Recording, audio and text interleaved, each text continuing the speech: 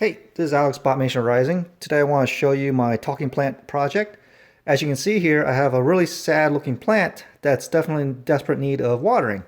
So what I want to do is give the plant a voice so Hi. that to remind me next time before it gets to this point that it needs a little bit of water. So this project is really simple. When the plant needs water, the moisture level gets really low.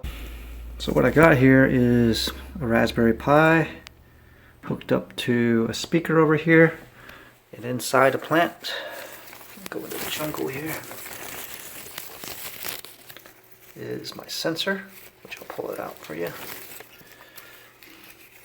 So the sensor, let me look here, it's a capacitive moisture sensor. Basically you just buy it online.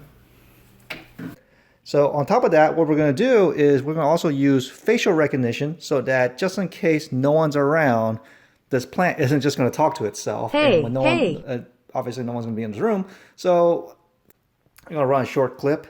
As you can see, in the beginning, when it's nice and healthy, it's got a full bar. So I'm going to make it like, kind of like a video game.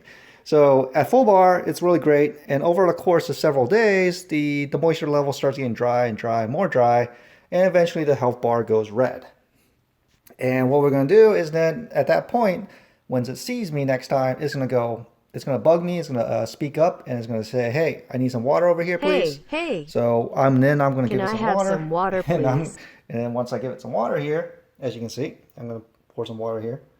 And That there you is go. some high It quality says it's H2O, happy. monsieur. It's great. It's talking back to me, so that way I know it's in a happy state, and it's thankful that before it gets to another sad state. I think this will be a really cool project.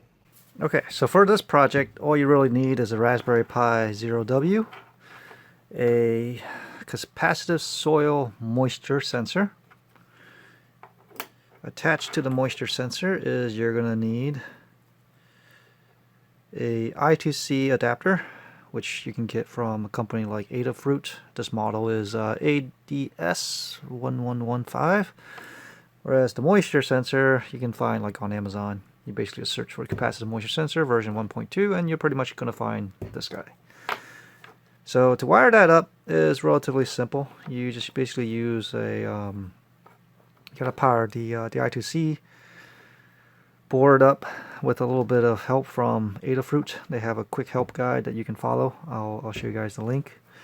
And then that hooks up to the moisture sensor here, and then that gives you an analog signal back to the Raspberry Pi. So that's what this little board does. It converts the analog signal from this guy into a signal that the Raspberry Pi can recognize. And then of course Raspberry Pi has a little USB adapter which helps me then connect a audio adapter. That's this guy here.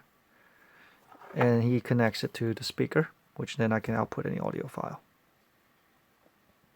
So on top of the Raspberry Pi, if you wanted to have facial recognition, which is optional in this program, you could just use it on timer, which I have the alternate version of this program if you wanted to use it. But if you want to use something cool with facial recognition, then I would right now recommend getting something like a Jetson Nano, which is only like $100 some.